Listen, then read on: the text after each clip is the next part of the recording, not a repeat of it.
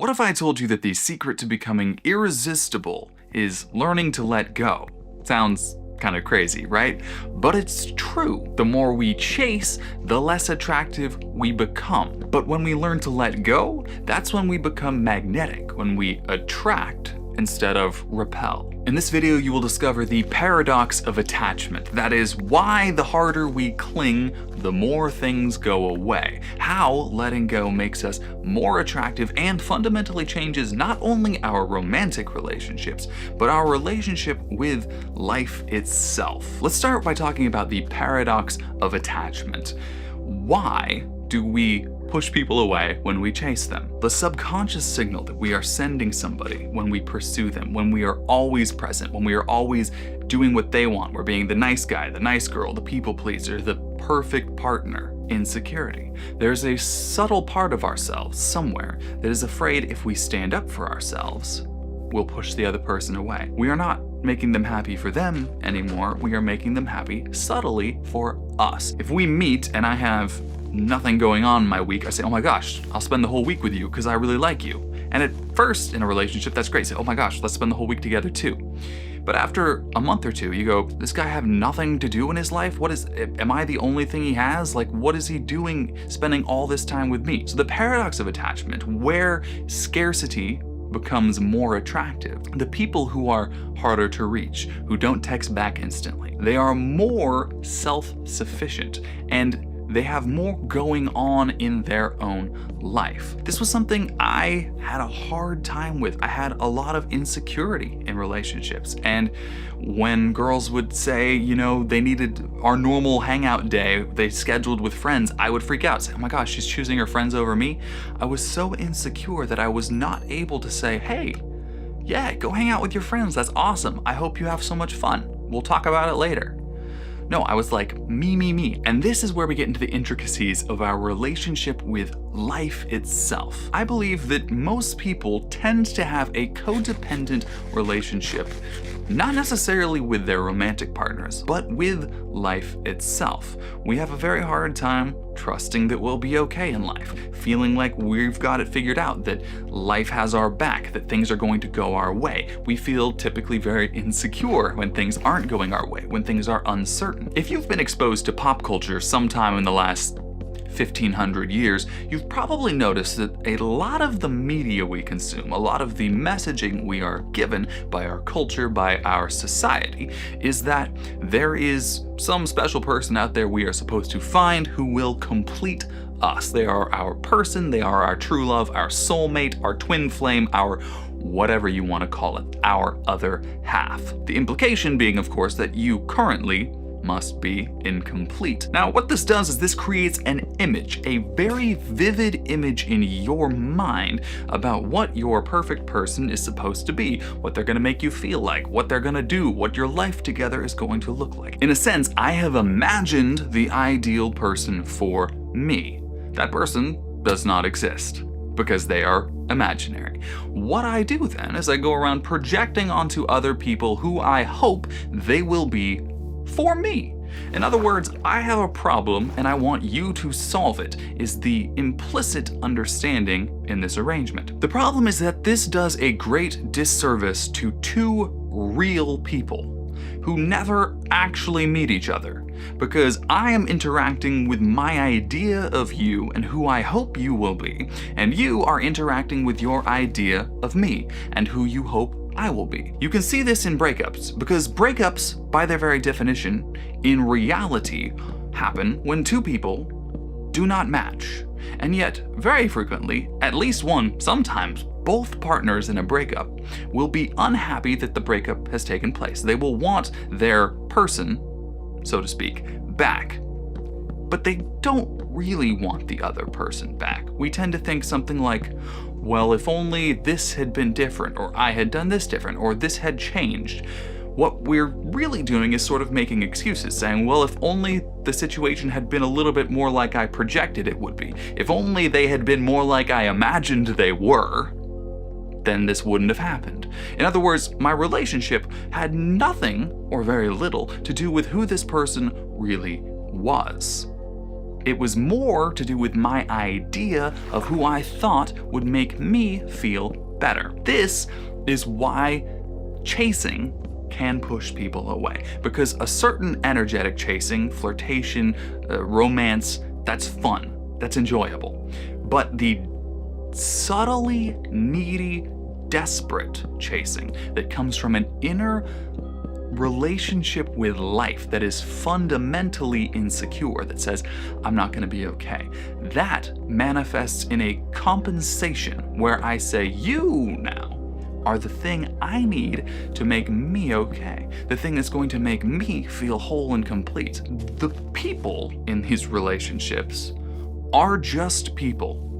That's the thing. The most beautiful, attractive person you've ever met, they're literally just another person. They have the same insecurities. They've had a lot of the same experiences, a lot of different experiences, but they are a complex living individual, and they are crucially not the image of them that you have in your mind, that you say, this is my perfect person, they're gonna do all these things, it's gonna be awesome. So they know that they're a normal person.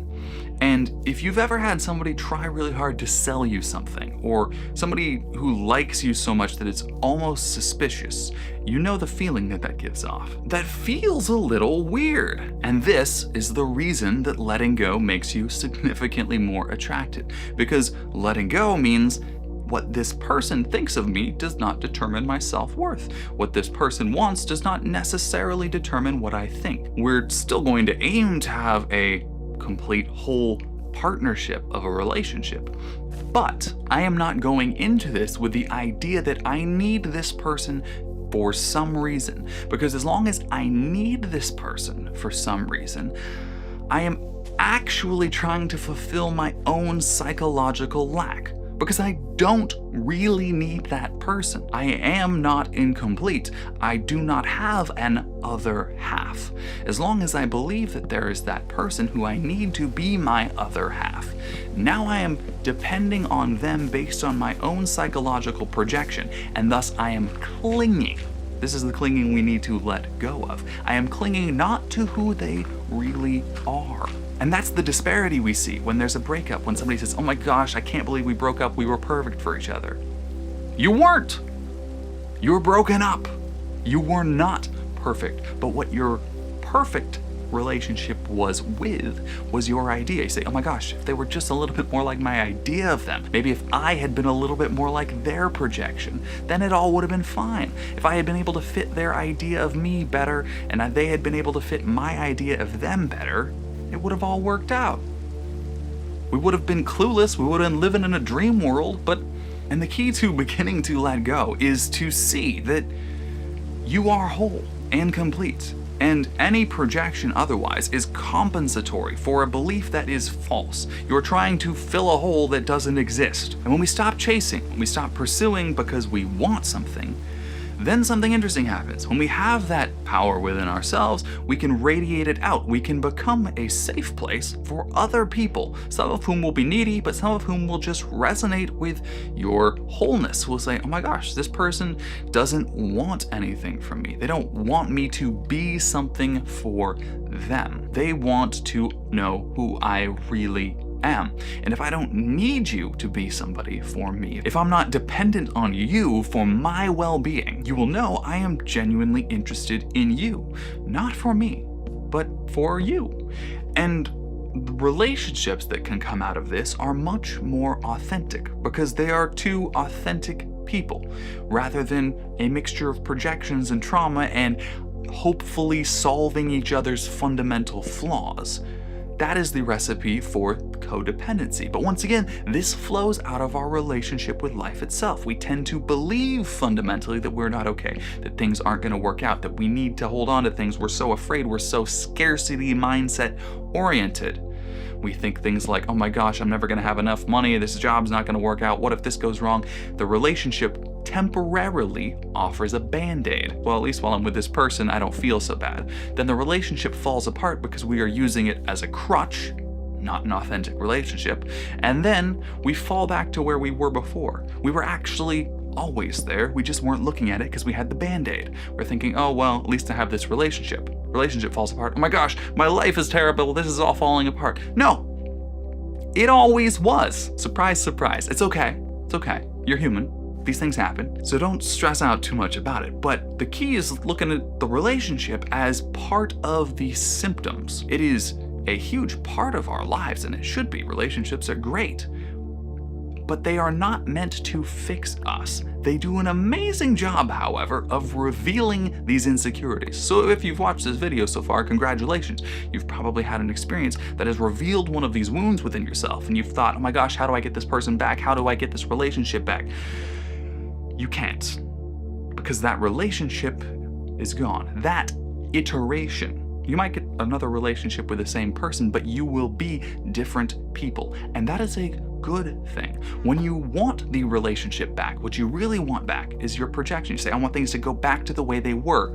Maybe they weren't perfect, but they were comfortable, they were predictable. I knew what things were gonna look like, and I enjoyed that sort of psychological security, because it's a security blanket. Because we are fundamentally insecure. We want the relationship to compensate. So letting go then is bringing things back into frame of reality. That person was never who I thought they were.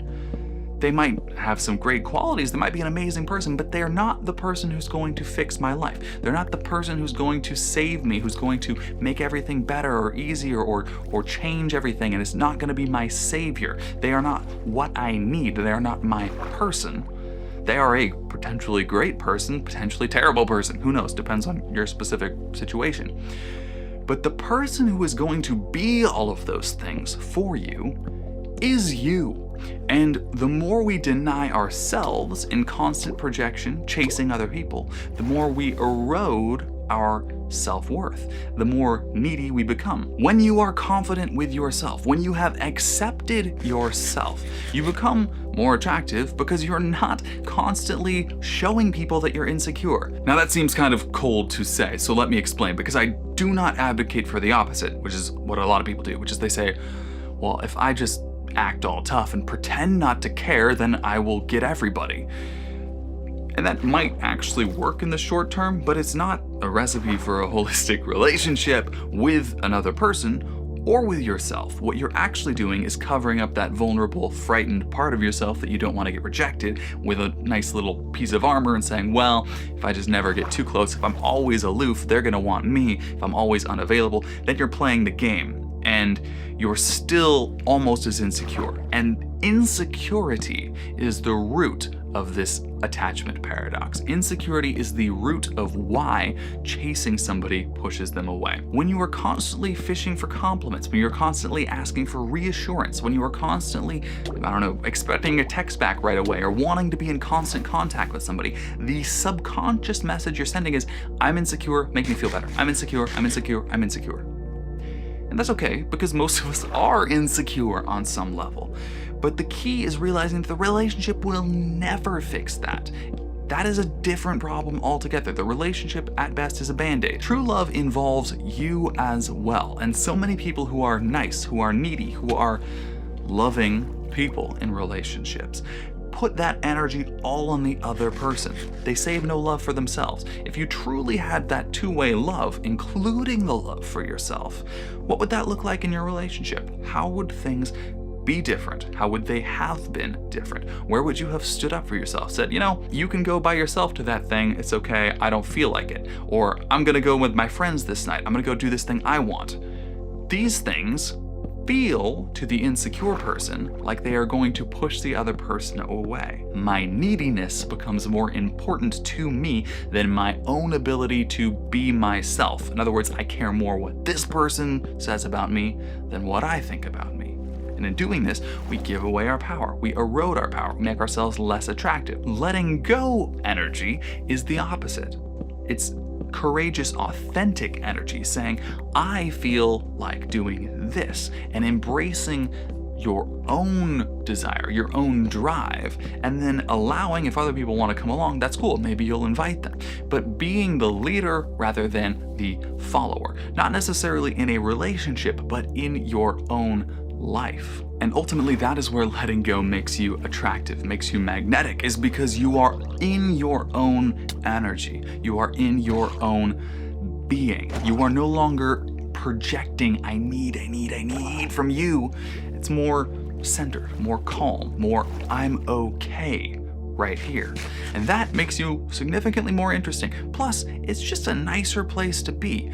However, many of us have these deeply buried attachments, these deeply buried things that are clinging and we're holding on to, and they make us feel so insecure, so we try this compensation game. So if you're stuck in that, if you're stuck in that loop with your mind driving you crazy, here's an exercise you can do that will help the process. It might be a little tough, but it is what is necessary psychologically for us to move on. This is an exercise from one of my favorite spiritual teachers, Anthony DeMello. Close your eyes, visualize the person, this ex, this person you're hung up on, who you're imagining is gonna be your perfect future but can't get with them for whatever reason. These people we have projected, who we really want, they fulfill the feeling of lack. We say, they're gonna make me feel whole. Think of those people, and we say, mentally, I am grateful for having had you in my life. Thank you very much. I appreciate you. I love you. But I have to go now. I have a life that is outside of you. I have a life that I have to go live for myself. And I have to let you go. Say that a couple times. Maybe there's a couple people you need to mentally say that to. A couple things, situations in your life where we say, thank you for what you've given me. I appreciate the learning opportunity. I appreciate the time we had together. But I have to be my own person. I have to move forward in my life that has nothing to do with you anymore.